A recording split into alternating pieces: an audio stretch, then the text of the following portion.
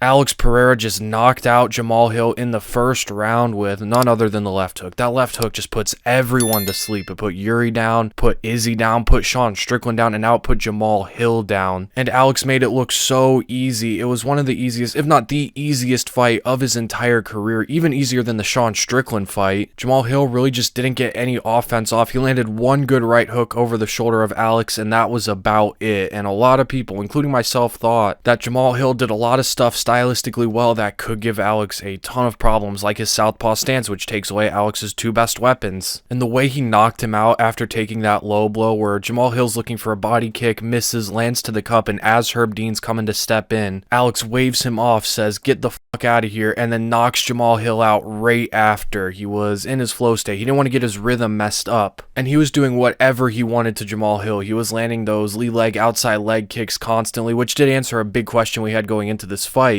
Because Jamahal Hill is a southpaw, that takes away the power leg, outside leg kick for Alex, which is his best weapon in my opinion, even better than his left hook, which is crazy because his left hook is amazing. He doesn't telegraph his leg kicks at all, and there's so much power behind them, but because Jamahal Hill is a southpaw, that wasn't there, so we didn't know if he's going to go to the inside leg kick or the lead leg, outside leg kick. But that question was answered here. He was so active with that lead leg, using those leg kicks to keep Jamahal Hill out of range, to push Jamahal Hill back, keep him on the back foot. And that was another thing Alex was doing really well. He was doing a good job putting Jamahal Hill on the back foot. Alex does not like to be pressured. He either likes to pressure you or he likes to circle away. He doesn't like to move back. And when he is moving straight back, that's often when he gets caught, like in the Yuri Prohaska fight. One of the big reasons why Alex was able to keep Jamahal Hill on the back foot was because of the body jabs. That was one of his biggest weapons in this fight. Every single time he landed that body jab, it would force Jamahal Hill to back away. And because Jamahal Hill was always on the back foot, it made it easier for Alex to land on him because Alex can move forward faster than Jamahal Hill can move backward, and it made it harder for Jamahal Hill to land on Alex. Hill really only landed one good shot, and that was when he countered Alex's body kick with a right hook over the shoulder. That was pretty much it. And Alex's defense looked really good here. He was checking most of Jamahal Hill's leg kicks. He's always been pretty good at checking kicks, but what really impressed me was his head defense. He was slipping and parrying a lot of Jamahal Hill's shots, and he was also just backing away from them. His distance management was great in this fight, and even though Jamahal Hill was doing a good job at controlling the outside foot position, which is crucial when you're in opposite stances, lining up that left cross of Jamahal Hill, which is his best punch, but he never really landed it. And the way Alex found that left hook that knocked him out, where Alex is backing Jamahal Hill up, and as Hill looks to land that left straight, Alex lands a perfect left hook, and the timing on this punch was insane. Every single time Jamahal Hill throws that left cross, he drops that right hand, and Alex knew that as well. Whenever you throw your cross, you rotate your hips, which makes you more square to your opponent, so that shoulder isn't there. So Alex knew when Jamahal Hill throws that left hand that Jamahal Hill is pretty defenseless, because not only is his shoulder not there to block it, but he also doesn't keep his hands up. And Alex landed a perfect left hook on him, putting Jamahal Hill down, and then finished him off with ground and pound. What a performance from Alex. He just keeps getting better and better. Now, a lot can be said about Jamahal Hill's Achilles injury. He might have come back too soon from it. He did only tear it like 9 months ago, and although I'm not a doctor, I did look it up, and it said it takes 9 months to a year before he can return to high impact activities, and Jamahal Hill probably returned after like 7, because he obviously had an 8-week training camp, and he was definitely sparring during that training camp, so he might have come back a little too soon. But honestly, I don't think it matters. Alex is just on a whole nother level, and how much he's accomplished in such a short amount of time is crazy. That was only his 12th professional fight, and in those 12 fights, he beat 5 champions. He beat Jamahal Hill, Yuri Prohaska, Jan Blachowicz, Israel Adesanya, and Sean Strickland. He became the fastest ever double champ in UFC history, and he's defended the belt. So what's next for both of these guys? Alex did say in his post-fight interview that he wants to fight at UFC 301 in Brazil in 3 weeks, and he wants to fight at heavyweight, but he also wants to stay and continue defending the light heavyweight belt. But Dana did say in the post-fight press conference that Alex apparently broke his foot or broke his toe, something like that. So if that's true, he won't be ready in 3 weeks. Plus, I'm not sure the UFC would do it anyway, and I'm not sure that would be a smart decision for Alex, because the 2 guys he would face would be Tom Aspinall if he goes up to heavyweight, if the UFC allows it, or Magomed Ankalaev, which would be the toughest fights of his career. So I think he'd want more than 3 weeks to prepare for that, or at least should want more than 3 weeks to prepare for that. And that's the guy he should fight next. Magomed Ankalaev is the rightful #1 contender. He's the guy who deserves a title shot more than anyone, and I don't think Alex is quite there for a heavyweight title shot. shot. I think he needs to do a bit more, and that is, in my opinion, Alex's toughest fight, because Ankalaev is probably the best wrestler in the division, and we've seen Alex get taken down by Yuri and Jan, and if those guys are taking him down, Ankalaev is definitely going to be able to take him down. But the difference is Ankalaev doesn't have much for Alex in the stand-up, and he does sometimes entertain the striking more than he should, like against Johnny Walker, like against Jan Blachowicz, and Alex is not the guy you want to test your striking against. But if Magomed does go out there and uses his wrestling, I think it is a very tough fight for Alex. As for Jamahal Hill, I'd really like to see him versus Yuri. I wanted that fight back a few months ago before Jamahal Hill got hurt. I was pretty bummed out when it didn't happen, but it's the perfect time to put that fight together. They're both number 1 and number 2 in the rankings. It would be a big fight. You could probably put that as a co-main event on a good pay-per-view, and it would be a fun fight for the fans. But anyways, that's the end of the video. If you are new here and you did enjoy, please be sure to hit that subscribe button, turn on post notifications so you never miss an upload. I'm going to be uploading a lot over these next few weeks. Like the video if you did enjoy. Leave your opinions on this fight in the comments down below, and I'll see you guys in the next one.